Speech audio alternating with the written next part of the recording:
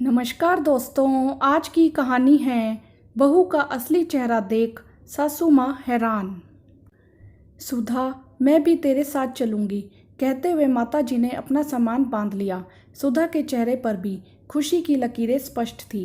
अरुण और तरुण, माताजी के दोनों बेटों का घर साथ साथ ही था। नंदवानी भी सोनीपत में ही रहती थी। अरुण दिल्ली में कोर्ट में नौकरी करता था और सुधा भी दिल्ली के ही स्कूल में टीचर थी।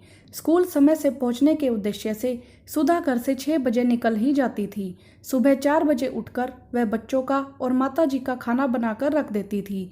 घर आने में उसे अक्सर 3 बज जाते थे। उसके दोनों बच्चे गुड़िया और सोनू 6ठी और 8वीं क्लास में पढ़ते थे। अरुण घर के सुबह 8 बजे निकलकर रात 8 बजे तक वापस आ पाता था। पिताजी ने मृत्यु से पहले ही मकान के 2 हिस्से कर दोनों बेटों को दे दिए थे। दूसरे हिस्से में तरुण और उसकी पत्नी शीला अपने 2 साल के बेटे बंटी के साथ रहते थे। अपने पति तरुण के दुकान पर जाने के बाद शीला बंटी को लेकर माताजी के पास आ जाती थी। गुड़िया और पप्पू स्कूल से आने के बाद बंटी को भी संभालते थे और नंद अपनी माँ से मिलने वहीं बैठी रहती थी। सुधा की अनुपस्थिति में वहीं सब खाना पीना करके घर को फैला जाते थे। अरुण घर में चाहे कितना भी खाने का सामान और फल लेकर आ जाए, लेकिन शाम तक कुछ भी नहीं बचता था। कभी कभी उसने यह बात दबी जबान में कहने की भी कोशिश करी, लेकिन सासू माँ ही नहीं बल्कि देवरानी भी उसे उल्टा सुनाने में कसर नहीं छोड़ती थी। बिना वजह बात बढ़ाने का ना तो सुधा के पास समय था और ना ही हिम्मत। हालांकि उसकी छुट्टी और बीमारी में उसकी ज़रूरत के समय सासू माँ देवरानी के घर में ही होती थी। उस दिन तो हद ही हो गई। जब वह ऑफिस से आई तो उसने देखा कि उसकी देवरानी और नंद दोनों ही उसकी ड्राईक्लीन की हुई साड़ी पहनकर कहीं जाने को तैयार हो रहे थे। सुधा ने वह साड़ी अपने पीहर की एक पार्टी में शामिल होने के लिए ड्राईक्लीन करवाई थी, लेकिन हमेशा की तरह अब भी उसका बोलना और रोना बेकार ही रहा, क्योंकि सासू माँ ने कह दिया इन दोनों ने मुझसे पूछकर ही साड़ियाँ पहनी हैं। बात ना बढ़े इसीलिए अरुण ने भी उसे ही चुप रहने को कहा और यह फैसला हुआ कि आगे से वह अपनी अलमारी में ताला लगाकर जाया करेगी। हालांकि फैसले के बाद भी घर में बहुत कहासुनी हुई थी। अरुण का ट्रांसफ़र दिल्ली हो गया और अरुण को दिल्ली में सरकारी मकान भी मिल गया था, इसीलिए उन्होंने दिल्ली में ही शिफ्ट करना सही समझा। माताजी ने उसके साथ जाने से एकदम मना कर दिया।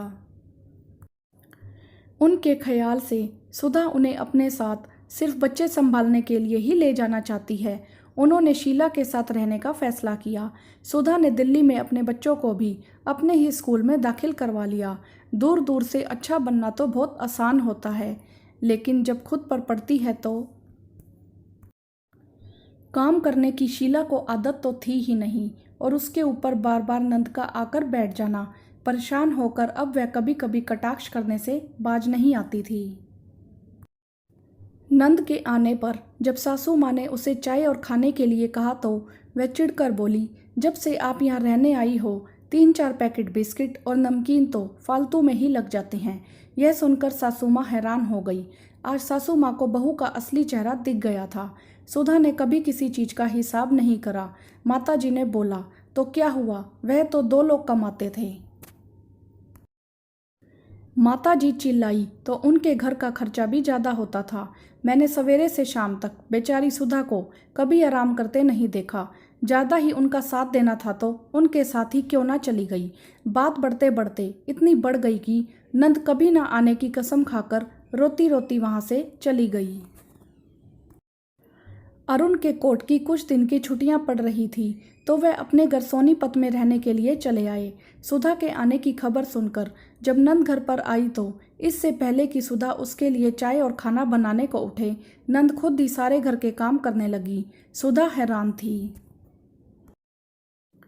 माताजी पहले के जैसे ही सुधा के पास रहने को आ गई। जो वे वापस दिल्ली जाने लगे तो माताजी ने सुधा से कहा, क्या मैं भी तुम्हारे साथ चल सकती हूँ? आप तो इस घर की बड़ी सदस्य हो, आपने खुद ही मना करा था, चलो ना। कहते हुए सुधा की आंखों में खुशी की लकीरें स्पष्ट थी। उसे लग रहा था कि उसका अधूरा घर पूरा हो गया।